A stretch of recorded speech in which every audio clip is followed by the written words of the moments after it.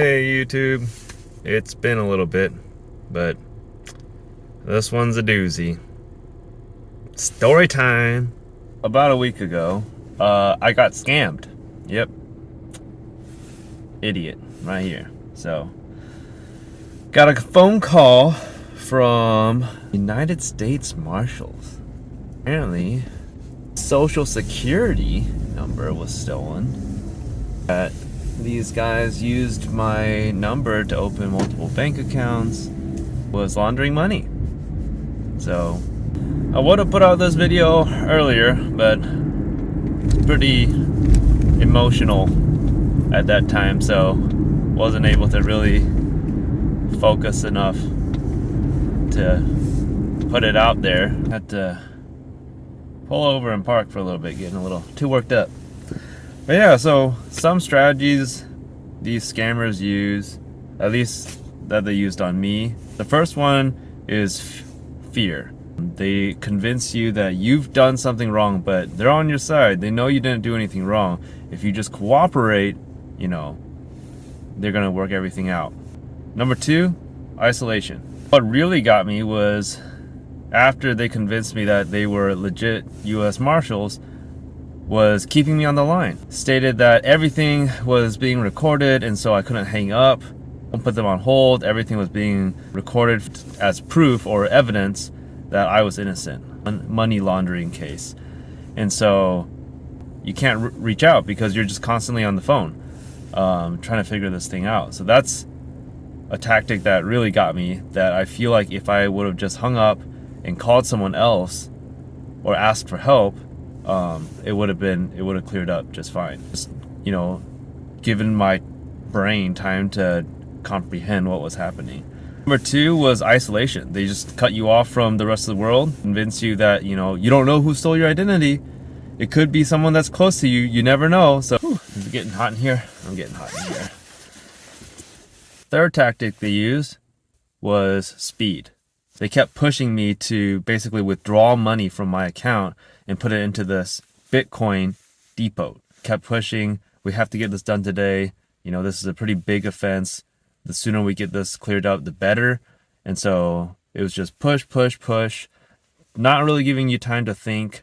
So they're just rushing you to make these decisions. That's a red flag that you can look for that will happen in a lot of scams, not just ones with the government or people pretending to be some kind of government agency. Is that they're going to push you to try to do something for them in a relatively short period of time. It's not going to be over multiple days or weeks. All that being said, there are all forms of scams. Clicking on weird links on your email or getting strange messages on any of your social media. If you don't know them, just don't answer them. That's the best way to kind of protect yourself. Other things I've learned from this terrible encounter, after all of this was said and done, I reported the incident to the local police. They recommended that I file a report with the FBI. Most of these cases that do occur, the scammer is actually probably not even in the country. That's super frustrating, knowing that this guy is able to manipulate people from so far away, but at the same time, you got to consider all the power is in your hands. He's trying to attack you through the phone. All I had to do was hang up. So the cop gave me some tips. Number one, no government entity will use cryptocurrency as a transaction. Number two, they will not ask for money. They will physically come get you if they think you've done something illegal. There's a due process that they will follow to come get you.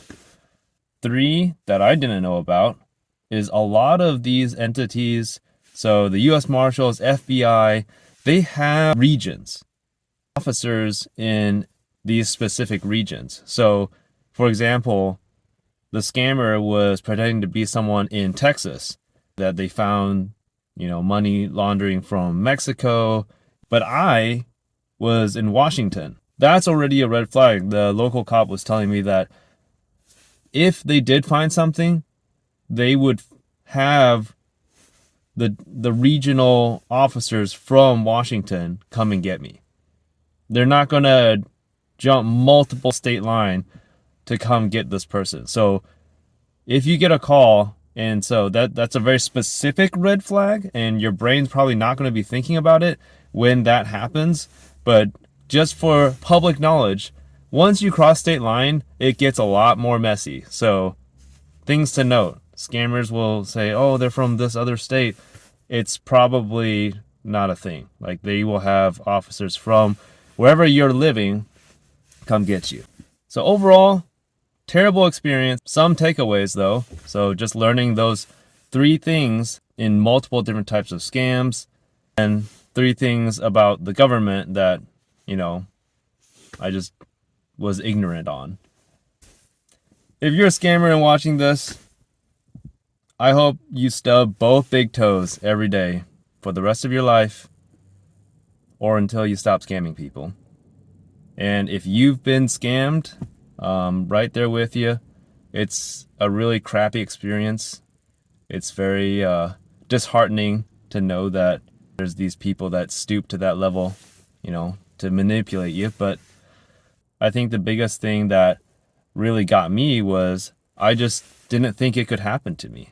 I can't be scammed already makes you super vulnerable. So they're getting smarter and smarter. They don't ask for bank information, no credit cards, no social security. And they were still able to convince me to give them money. So, and they're all different types of scam. I'm just covering what I have encountered and recently experienced. I hope none of you that watch this video ever get scammed in your life. Not a pleasant experience to encounter. Apaka. Hope you guys have a great week. I'll try to be doing weekly videos. Failed my own 30-day challenge, but hey, that's okay. It was a good learning experience. Putting out a video every day was actually very taxing, more difficult than I thought it would have been. But I enjoyed it. It was fun. It was just, I feel like it was really rushed all the time. So I'll try to put out a video every week. Some of it will actually be past videos, things I've done in Taiwan. Hope you guys enjoy. Thanks for following. Like and subscribe. Until next time. Peace.